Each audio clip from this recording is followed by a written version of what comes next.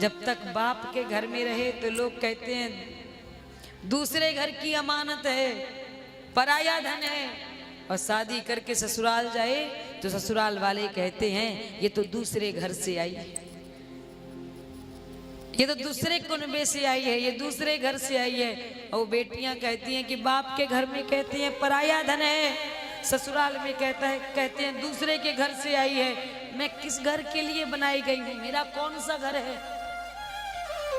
ध्यान दीजिए, आज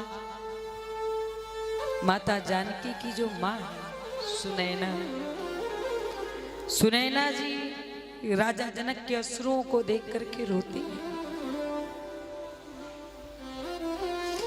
माँ को क्या कहते हैं? माँ क्या कहते हैं? माँ।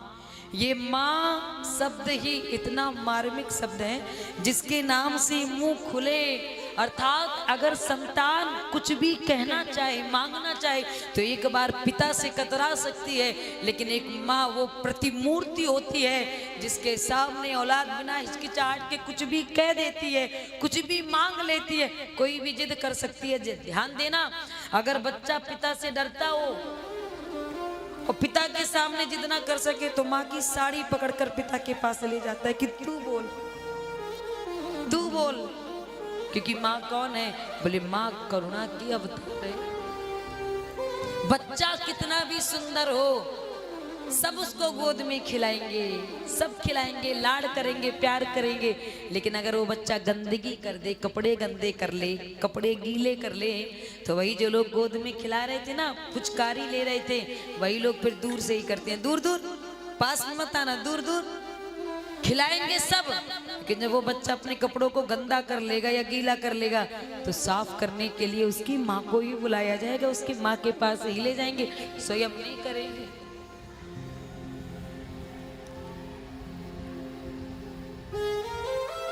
एक माता जी थी, एक माता जी थी, बहुत धनवान, सब कुछ घर में था। उनका एक 27 साल का लड़का था। वो लड़का बोल नहीं पाता था, गूंगा था, एक ही लड़का था, एक ही औलाद। वो जब एक संत के पास अपने बेटे को लेकर गई तो क्या कहती हैं पता है?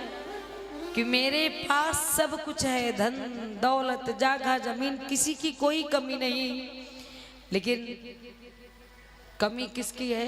कि मेरा बेटा गूंगा है, और गूंगा है तो भी कोई बात नहीं, बहुत धन है, बहुत दौलत है, मैं कहीं ना कहीं से कोई लड़की इसके विवाह के लिए ढूंढूंगी, इतना इसके लिए हम करके जाएंगे कि ना भी कुछ करेगा तो बैठे बैठे खाएगा। लेकिन दुख किस बात का है कि यदि ये कुछ ना बोल पाए तो भी हम इसके इस एक एक इशारे को समझ लेते हैं, लेकिन दुख किस बात का है कि ये माँ नहीं कहता, ये माँ नहीं कहता। काश भगवान ऐसा कर देता कि इसको गूंगा बनाता और संसार के शब्दों को ये ना कह पाता, लेकिन एक माँ शब्द यदि परमात्मा इसके कंठ में भर देते ना तो सारी कमियां दूर हो जाती। बस जब भी कोई अपने माँ को माँ कह के पुकारता है, अम्मा कह के पुकारता है, तो मेरी आत्मा रो पड़ती है कि काश मेरी बच्चे के कंठ में भी सरस्वती आकर के बैठ जाए, कंठ खुल जाए, एक बार ये भी अपने मुख से अम्मा कह के पुकारती। बस ध्यान देना, माँ की करुणा बहुत होती है। और आज जब चारों बेटियों को विदा करना है ना, जब बेटी की विदा होती है तो सबसे पहले टूटता एक बाप है। बेशक वो बाप सबके सामने रोता नहीं है, आंसू नहीं बहाता, लेकिन वो बाप टूट जाता है। महीने भर से साल भर पहले से बेटी की तैयारियां शुरू कर देगा, शादी की, स्टेज, लाइट, भोजन बनाने वाले, नाते रिश्तेदारों को निमंत्रण देना, दौड़ दौड़ कर भागेगा, लेकिन जैसे ही बेटी की विदा की बारी आएगी ना तो टूटता भी वो बाप ही है। मजबूत होकर सारा काम वो अकेले ही कर लेता है, लेकिन जब बेटी की विदा का समय आता है ना सबसे बाप ही कमजोर हो जाता है। उसके अंदर इतनी हिम्मत नहीं होती कि बेटी के सामने आ सके, उसका सामना कर सके। माताएं, बहनें, सखियां ये तो सामने चिल्ला लेती हैं बेटी बेटी कहकर, बहन बहन करके, लेकिन एक अभागा बाप होता है जो सामने नहीं रोता, किनारे रोता, घर के एक कोने में खड़ा होकर रोता, दीवार से चिपक करके रोता है, सिर का साफा उतार करके रोता जाता है और आंसू पोंछता जाता है। एक बाप होता है, ध्यान दें। बेशक उस बाप ने पूरा जीवन नंगे पैर खेत में काम किया हो, धूप में चला हो, अपने आप को तपाया हो, लेकिन बेटी की शादी के लिए पूरी शिद्दत के साथ पैसा जोड़ता है, खुद कैसे भी जी ले, लेकिन अपनी बेटियों को राजकुमारी की तरह रखता है। वो होता है एक बाप। आजकल लोग कहते हैं ना कि पापा की परियों के,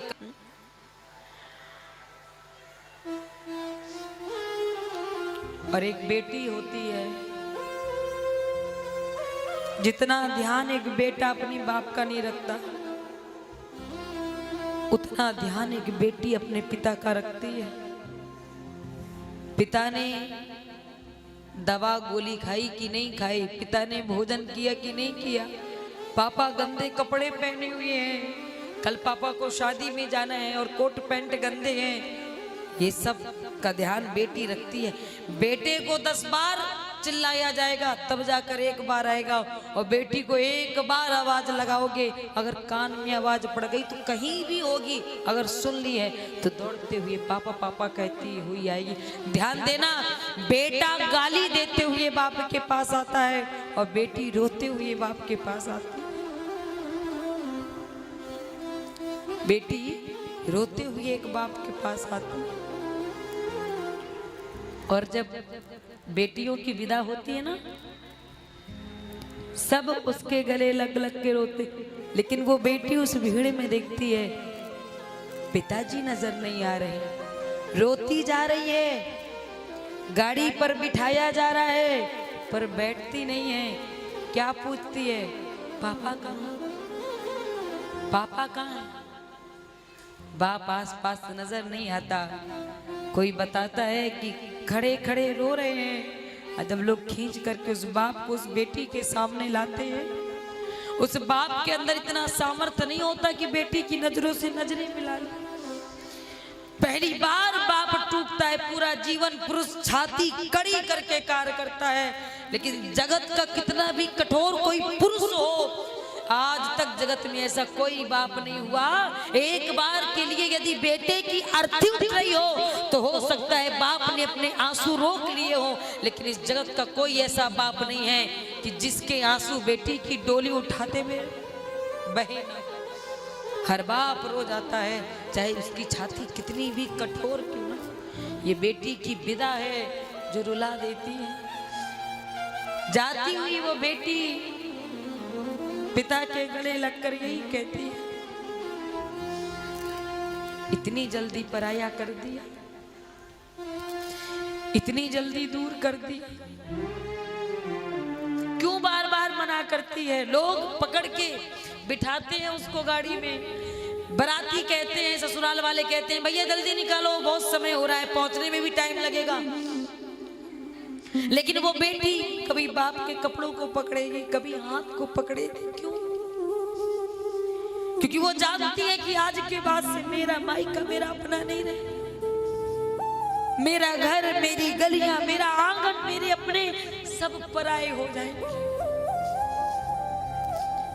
मेरा अधिकार नहीं रहेगा। मैं आऊंगी तो लेकिन अतिथि की तरह आऊंगी, अपनों की तरह बनकर नहीं आऊंगी। बेटी कहीं भी चली जाए शादी के पहले, मम्मी मौसी के यहाँ जा रही हूँ, चाची के यहाँ जा रही हूँ, मामी के यहाँ जा रही हूँ, ठीक है जा, तेरे भैया छोड़ आएंगे, या कोई आ गया है तो ले जाएगा। लेकिन जब मन पड़ाए तो आने के लिए घर में परमिशन नहीं लेना पड़ता, ये देखना नहीं पड़ता कि भैया आएगा कि पापा आएगा कि कोई बुलाएगा तब जाऊंगी। लेकिन विवाह के बाद बिन बुलाए यदि बेटी अपने मायके आए तो शोभा नहीं देता। दहलीज में खड़े होकर मायके वालों का इंतजार करना पड़ता है। तीज त्योहार आ गया, कोई आ रहा है कि नहीं। फोन में इंतजार करना पड़ता है, तीज त्योहार आ गया, मायके से किसी का फोन आया कि नहीं आया। भाई कितना भी दुष्ट हो, एक भाई कितना भी कठोर हो, भाई बहन का प्रेम ऐसा होता है कि बेशक इनमें कभी बनी ना हो, हर वक्त झगड़ा होता हो, मार पिटाई मची रहती हो,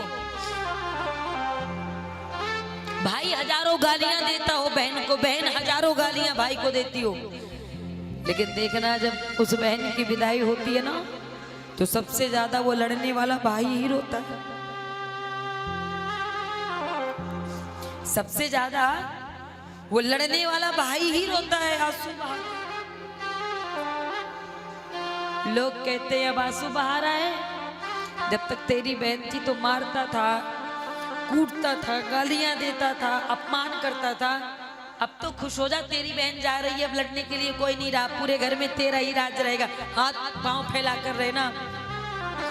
तो वो भाई रो करके कहता है कि माना मैंने अपनी बहन को बहुत मारा, गालियां दिया, बहुत दुष्टता की, बहुत सताया, लेकिन इसके बाद भी मेरी बहन ने कभी मुझे खिलाने से पहले नहीं खाया।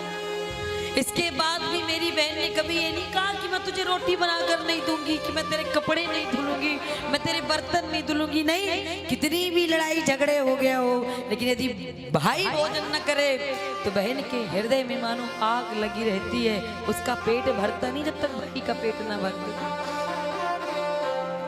आज